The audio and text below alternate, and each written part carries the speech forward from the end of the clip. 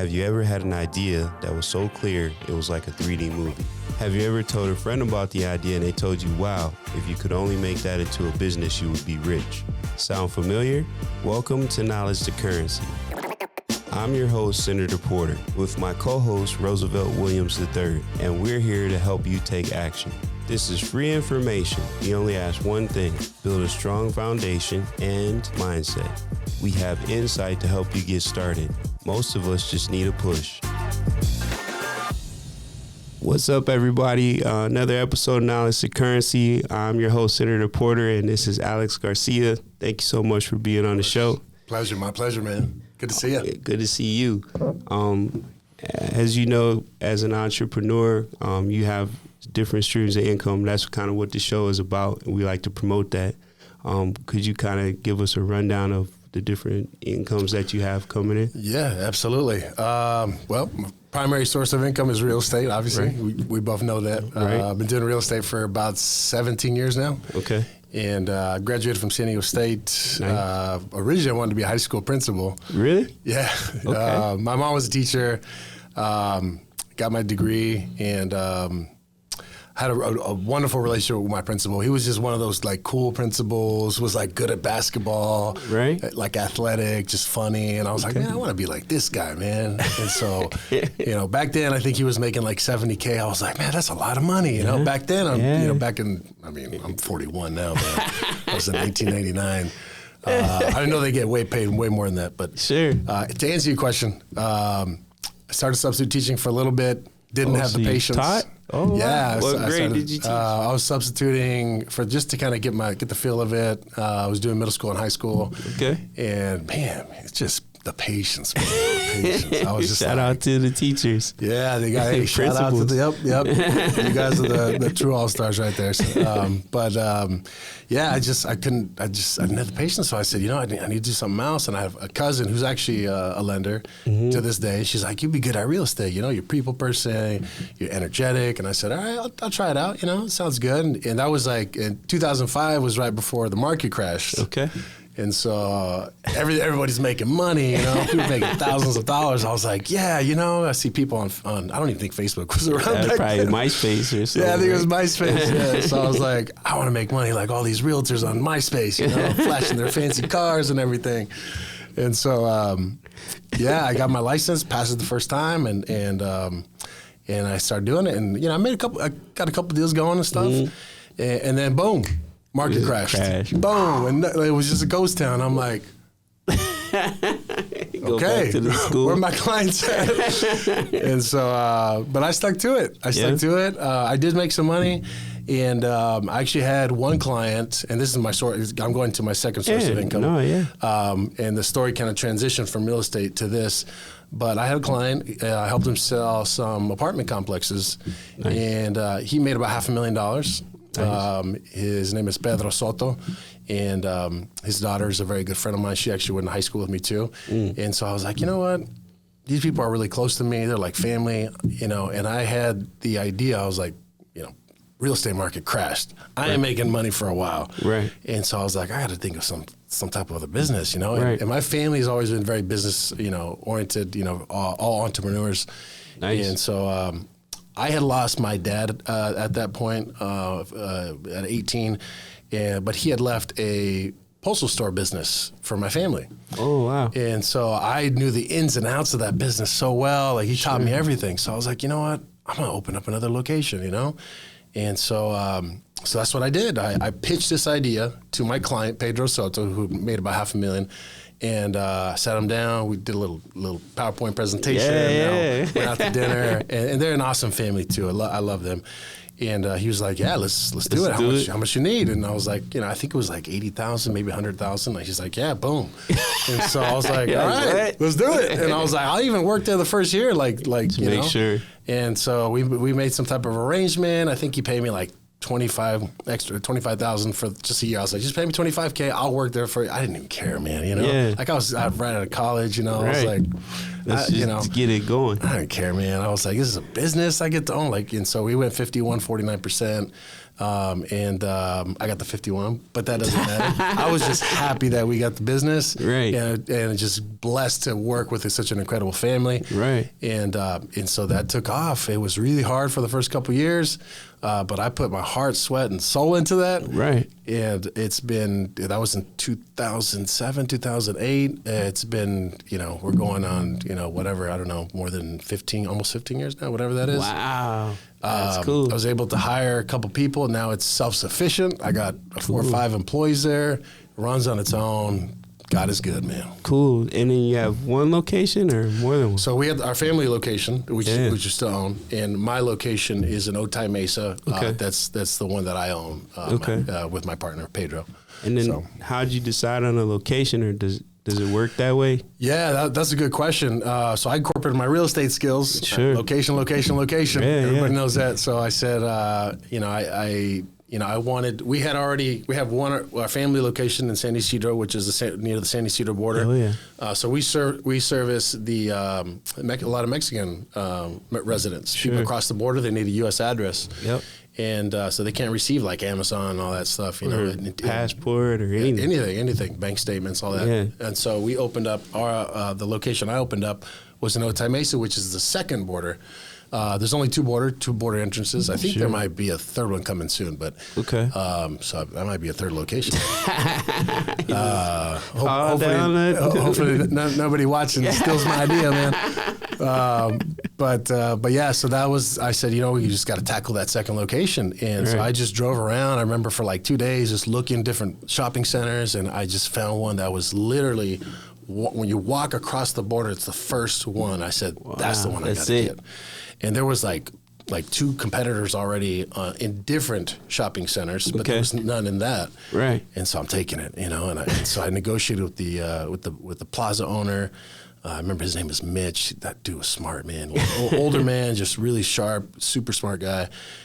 He took a liking to me. I said, because I was young, I guess. He was just like, man, you're a young guy, to be, I was like, yeah, I'm hungry, man. Getting after it. He gave me a good deal, and it's just been growing ever since, man. So when you were trying to work out that deal, as far as that was concerned, did you have to trust his expertise, or did you have to go to mentorship? Like, how did you decide on a deal for? Because I know, like, for commercial, like renting a spot, right? It's like 5 to 10 years, right? Yes, correct. Yep. Okay. 5 to 10 years. Yep. So then, was it pretty straightforward, or how? Yeah, I was kind of like in the dark, to be honest, man, because I was barely learning real estate. You know? I mean, I knew the basics and stuff, but again, commercial's a little different, you know. So I did do a 5-year lease, and I just knew that I was getting a pretty good deal because I had already kind of shopped around, looked at the other prices, the competitors and stuff. Okay. And and I actually negotiated with him. I said. I said, I'm thinking about 2 other spots. He had a lot of vacancy because it was a new shopping center. Okay. So I think he was a little hungry too. And so, I made an offer. He said no.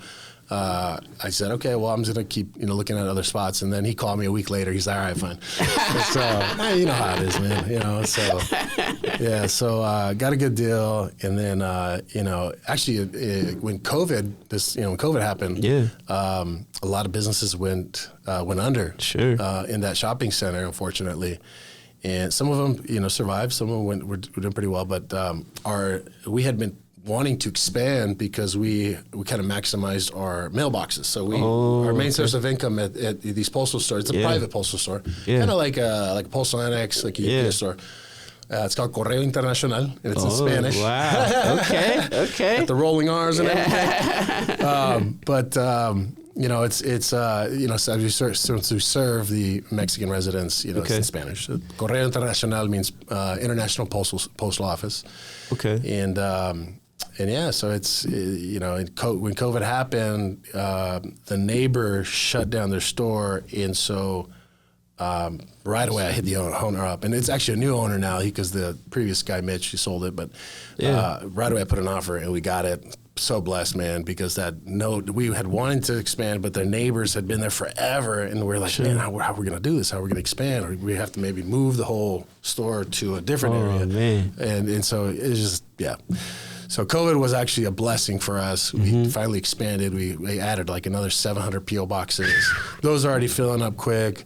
So it's been a blessing, man. God is good, brother. And then this is a franchise, or this is something you actually made from scratch? So it actually started with my aunt and my father. My aunt Lupita and my father started it, and so they actually started and created it, and then I expanded it with my partner. So do you franchise it out?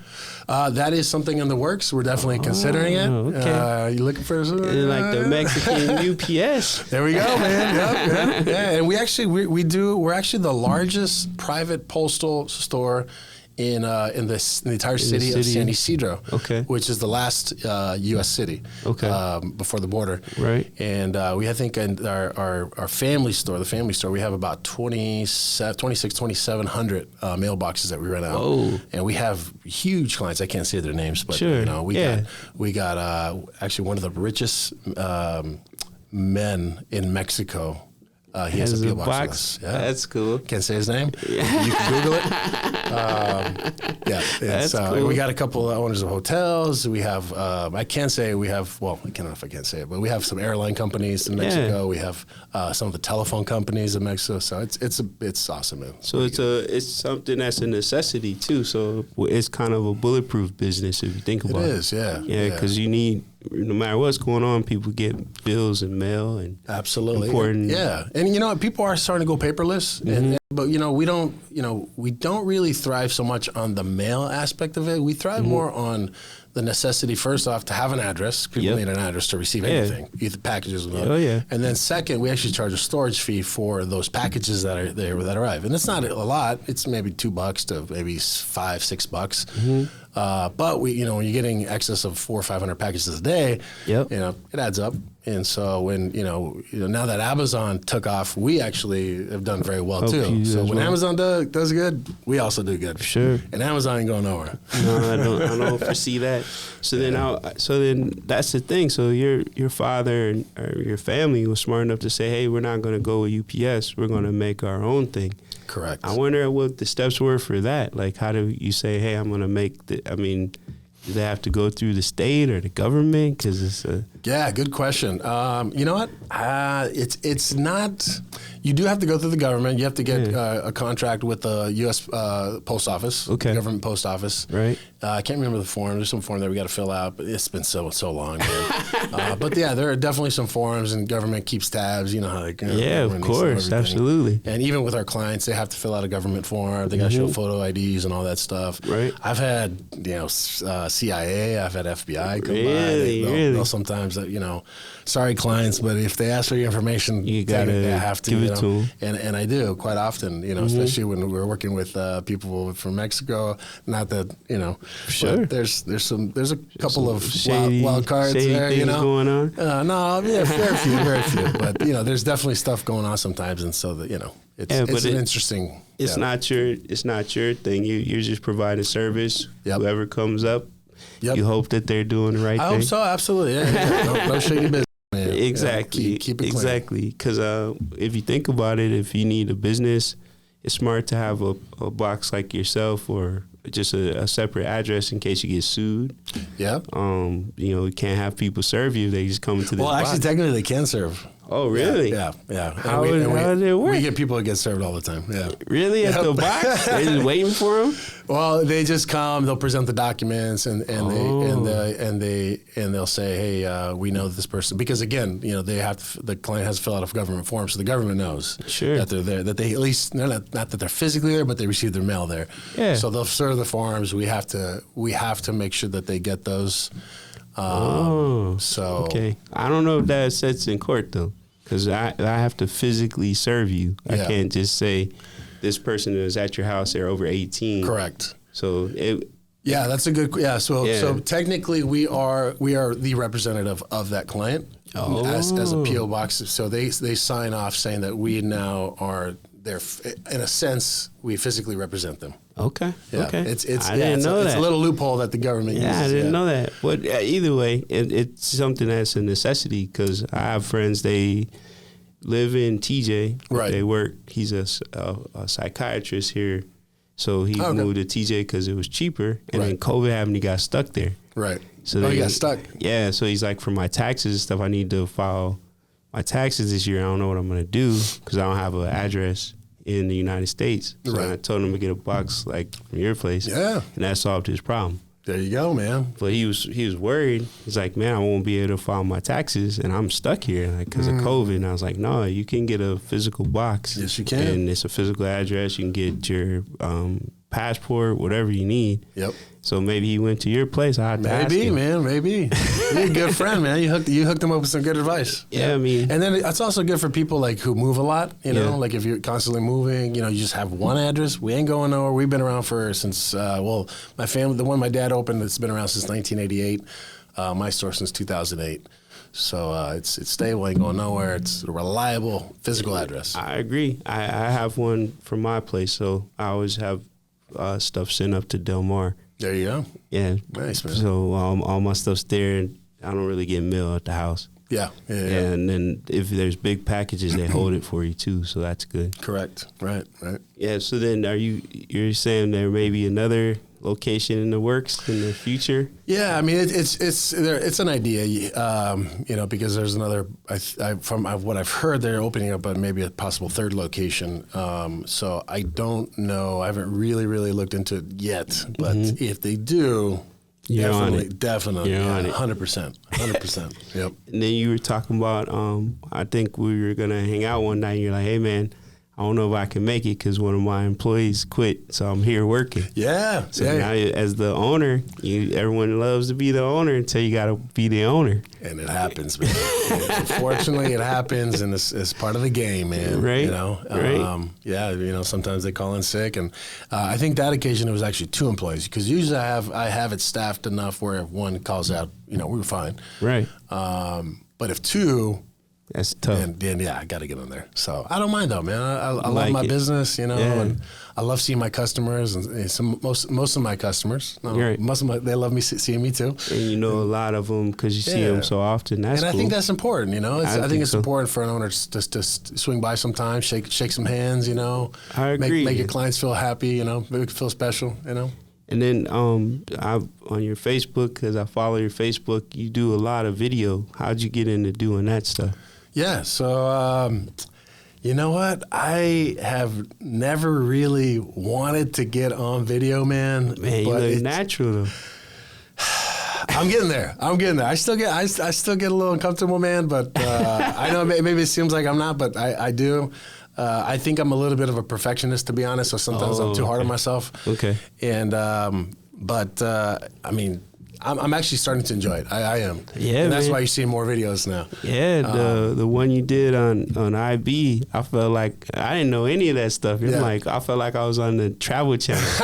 Like, oh man, there's my boy Alex, and he's just telling us all about. So you're really good at it. Thank you, man. I appreciate that. I appreciate that. That's one of the things I try to tell people nowadays, that the power of video is so strong. Yeah. We had a thing on Saturday where people were kind of finding out how to start a podcast, and Mr. Taylor and some of the people from the staff here were the speakers. And what people don't really realize is you could do a podcast, and that's cool. Nothing wrong with a podcast, but it's limited of what you can do with the content afterwards. This is just your voice. Right. But if you take a video, you can chop that up, make reels.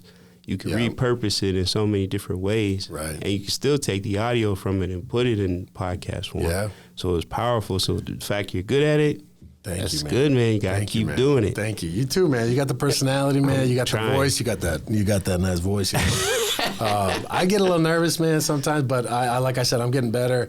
But I am, you know, I just know that there's a shift. Everyone's going to video content. You kind of have to. You're going to get left behind. You know, that's just what it is. You know, you're going to get into real estate or lending. You got to get on video, guys. That's a fact. So whether you like it or not, you got to do it. Yeah. And so. But yeah, I do. I try what I'm really gearing towards now is making kind of like city tours, like the one that you saw in Imperial Beach. To me, that's fun. Yeah, you know, and that's probably why maybe I did good, because I love Imperial Beach. Fantastic, you did. You know, when you love what you're doing, and you know, it's fun. You know, and so I love Imperial Beach. It's a beautiful city, man. It's one of the most affordable beach cities in California. I think it's number 7 most affordable in the state of California right now. Okay. And it's close to my hometown. I grew up in Chula Vista. Yep. Imperial Beach is like, 10, 15 minutes from there. And so that's cool. People love, city tours, highlighting all the cool spots. And I think I highlighted like 3 breweries, Mike Hess, Coronado Brewing, and Pizza Port. Yep. And so those are fun. People are always looking for cool things to do. But what I think really also hits too right now is even more powerful reels. Yeah. Because people also like the short. We have that short focus, that's everybody, Sometimes if it's too long, you can get a little distracted, Sure. And so long videos are for like, special times, you got to have either nothing to do or just really interested in the subject, right? Right. But reels is just like quick, get your attention, kind of stuff. So I am trying to focus about maybe 75% on the reels and short, good, powerful information, and then the other on long term or long videos. With the reels, you have a hook in 30 seconds or less. If you could put some nice music in the background, and then be intentional about your the thing you're trying to teach. Right. You do those things, your reels will be fine. So, and like it wouldn't the whole thing you did on IB, if you cut that up, you could make that in the reels too, because each of the places you took could be a reel. That's right. So Absolutely. That's the sick part about video. Man. Yeah. And it's funny because so I've been doing all that myself. I do have somebody that kind of like cleans it up. Chops it up and everything. So I'll do all the script, the shots and everything, the aerials. I got my drone now. I got Costco for like $600. Got a awesome so deal, you man. did all that yourself? All the video, I did all that. But you got a whole nother business now. But I'm pretty computer savvy too. Like I love all the technical side of stuff too. But it is like a process. It was a process, definitely a process of learning that. But once you learn it, you're good. You know what I mean? Like, you kind of start to flow a little bit. That's true. That's true. That learning curve is just, it gets a lot better. So, Yeah, like I'm at the stage where I want to do the creation, and then I want to have systems to help me do all that. Systems are important, man. Yeah, because that's the hard part, is trying to figure out. But like you and I, from doing this stuff and chopping it up ourselves and stuff, we know what it should look like. So then when you get somebody trying to give you a product that isn't sufficient, you can be like, hey, wait a minute. Yep. Exactly, man. Exactly. Yeah. So I'm having fun with it, man. I really plan to really push hard in 2023 with the video content. Smart. Man. I'm going to start pushing out some good content next year. And for real estate now, where other than like IB, where's some other locations of places people should be looking for home if they want affordability, so to speak? Chula Vista's great. Okay. East Chula Vista, East Lake, Otay Ranch. It's just been expanding and growing. I mean, if you're looking for something new, which I think a lot of people like, East Lake and Chula, and a lot of these cities, they have a lot of people don't like. They love East Lake. They love Otay Ranch. But there is Melrose still in most areas. Okay. Melrose usually knocks off, between 25 and like 30 years, I think. And so, the age of that city is getting to that point now where the Melrose is starting to knock off in some of their communities. Nice. And so now it's becoming a lot more affordable because of that, and you're still getting the newness of the city. So I definitely say East Lake, Otay Ranch is a great location, man. For people that don't know, what are Melrose? Melrose is a secondary tax, and it's a tax on top of your property tax, and it goes to double tax. It's a double tax. California style. Gotta love that tax, man. And it goes usually to like school districts, fire department, stuff like that. So, and depending on the age of the person, they don't have to pay it. Like if they bought the property and they still live there, so they don't get priced out. Correct. Right. Okay. Right, yep. And then how's the stuff with Ironman going? You still training for that? Yeah, man. Man, you got me all excited, bro. When you bring up race, my triathlons, man, I'm like a kid at a candy store, man. That's my happy place, man. Will you train in the morning? So I actually just started my first day of training again today. Okay. Oh, snap. Yeah. So I took a little bit of a little leave of absence. Sure. I did my first, I've done a couple triathlons, but I did my first Ironman 70.3 this 2021 October. Yeah. In Oceanside. Yeah. And it's a good 6 months of training. You need at least a good 6 months of training. And it's rigorous, man. It's rough. Yeah. And but it's amazing. It's the dopamine that you release when you're doing these endurance training is just incredible, man. Okay. I mean, you feel on cloud nine, man. And it's just it develops this resilience, man. It develops mental grit. Okay. And you know, it's a lot of people just think, oh, the physical. Nah, man, it is like mental. The mental is even greater than any of the physical stuff. Oh, heck yeah, man. Heck yeah, dude. When you're swimming, when you got to learn to swim in the ocean for a mile and a half. Yeah. Knowing that there's damn sharks in there in La Jolla shores. What? You know, there's shark sightings all the time, man. I'd have to like pray. I get a little spiritual here. Yeah. But I'm a Christian, man. I think you know that already. Yes, sir. And you know, my relationship with God is very important to me. Right. But I have this. I started carrying this chain, and it had Joshua 1:8, just Joshua 1:8 or Joshua 1:9. I can't remember. Okay. I'll read it to you. All right. But I had before you get in the water, you read it. I read it, man. I say a little prayer. I say, God, if you need to take me, don't let this shark take me. And when I'm swimming, I will get these images, man. Like your mind will play with you, like because you see shadows all the time. I've had stuff. I've seen sharks. I've seen sharks, not near me, but I've seen them in the distance. Oh, yeah. I've seen dolphins. I've seen sea lions. I just saw a sea lion literally like 2 feet away from me, just pop his head up. Biggest sea lion I've ever seen in my life, bro. Huge. With the dolphins though, if they're by you, there's no sharks. What was that? Yeah. Oh, they say what? If there's dolphins, there's no sharks. You know, I've heard that. They don't like each other. But then I've heard the opposite. I've heard that it's not true either. Was it Jacques Cousteau? I can't remember.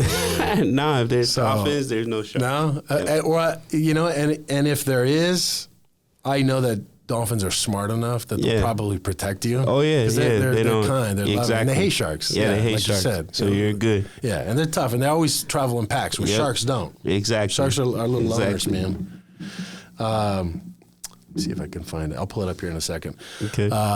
But yeah, man, I've had stuff slap my feet in the ocean, like stuff like slap me, like my, you know, and I'm like, damn it. I'm like, and so of course your mind doesn't think fish; it thinks like the biggest great white shark in the world. Have you seen Jaws? Of course, man. I don't like sharks, man. Yeah, no. So, like I said, it definitely develops that, you know, that mental grit and that toughness. And it helps because when you go through, you know, anything in life, you know, you develop that resilience. And so when you go through tough times, it's just like, it just makes you tougher, man. Yeah, you know? That's super tough. So lately it's been really cold. So you've been getting in the water today? No. So I just started my training today. So my next today? Ironman race, I just signed up for Ironman Hawaii. Yeah. And that's in June 3rd. I'll be in Hawaii. So you got plenty of time. Yep. Train. A little less than 6 months, but since I've already developed a lot of the endurance in my body, I probably don't need as much time this time. And you know, the first Ironman, I couldn't swim more than like couple laps, man, and so I had to develop that endurance in the water too, and then it started in the pool and then transitioned to the ocean. Just that's a whole nother animal. But I'm going to read you the scripture because it popped up here. It says Joshua 1:9. It says, "Have I not commanded you?" This is God speaking. Right. He said, "Be strong and courageous. Do not be afraid. Right. Do not be discouraged, for the Lord your God will be with you wherever you go." Okay. And so that to me is just so that gets the sharks out your mind. You just start saying that in God's your with head. Me. God's with me. Chomp. So were you always a strong swimmer? Like or not strong swimmer? Have you always knew how to swim?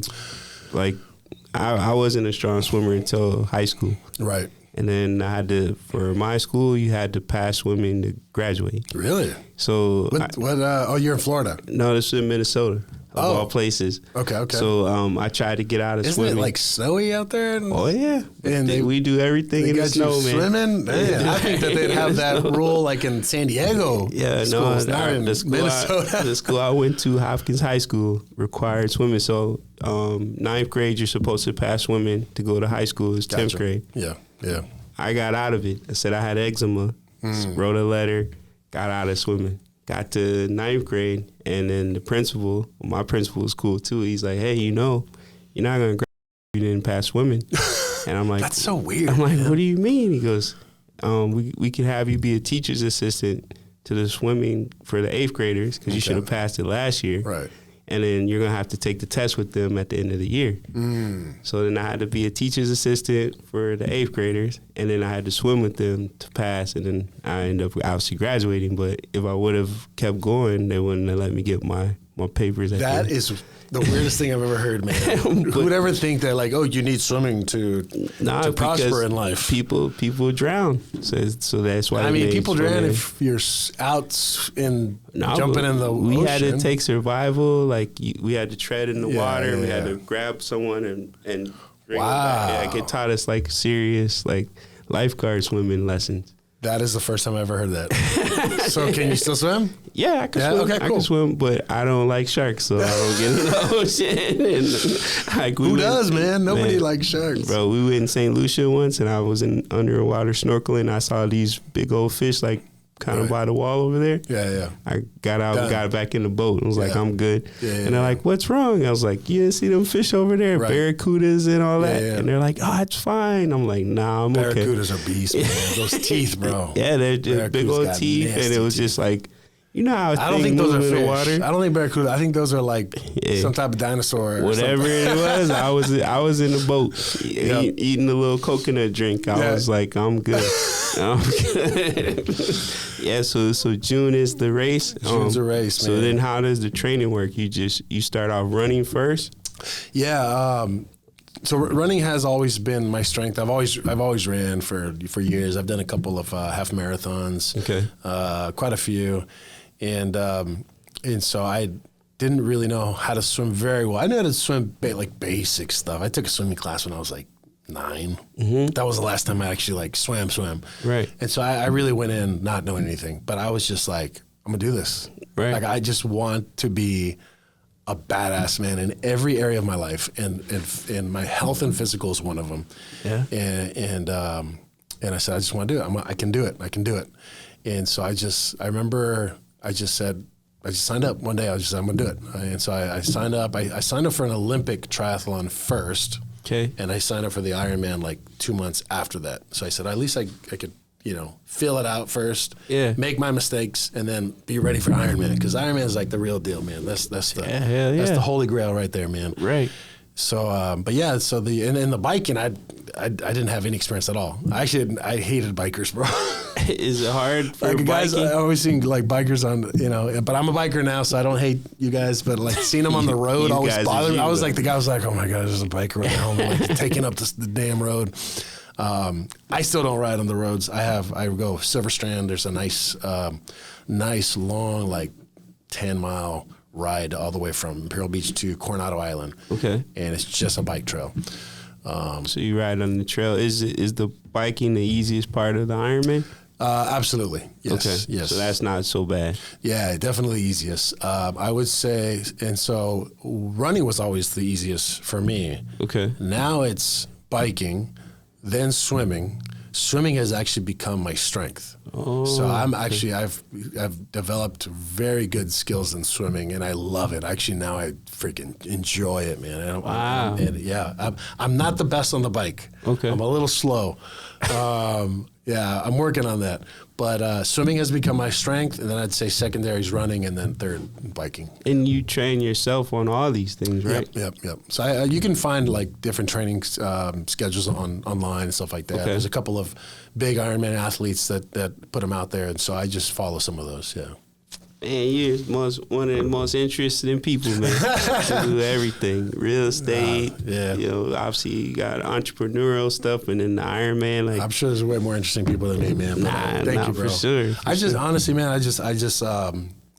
feel that every man is deep down inside of us. We all aspire to be great, and that's just something I get excited about. Like I really want to just kick ass and like everything, man. And maybe, you know, I don't know. It's you never really get there, but that's the beautiful thing about it. It's like you can always, there's always room for growth, man. It's a journey, it's a process, and so you know, it's the four pillars. It's the mental, the emotional, the physical, and the spiritual. Right. And so I work really hard on all those, you know, every day. I read up, I wake up, I read my Bible, I meditate, I pray. That's how I start my day. I take all kinds of different supplements. I train, and you know, with as far as the emotional side, that's more of the meditation and praying to God. You know, just, you know, keep me in check, because, you know, I used to have a bad temper, man. You know, I just get angry really quickly, and it's something that I've had to work really hard on to not be, and to be a man of peace and of focus, and be able to transfer that energy into something positive. And so, you know, being, you know, close, connecting with God, going to church, connecting with other people, and reading my Bible every day, man, it's really made the craziest difference in my life, and I'm so grateful for God for that, man. That's awesome. That's awesome.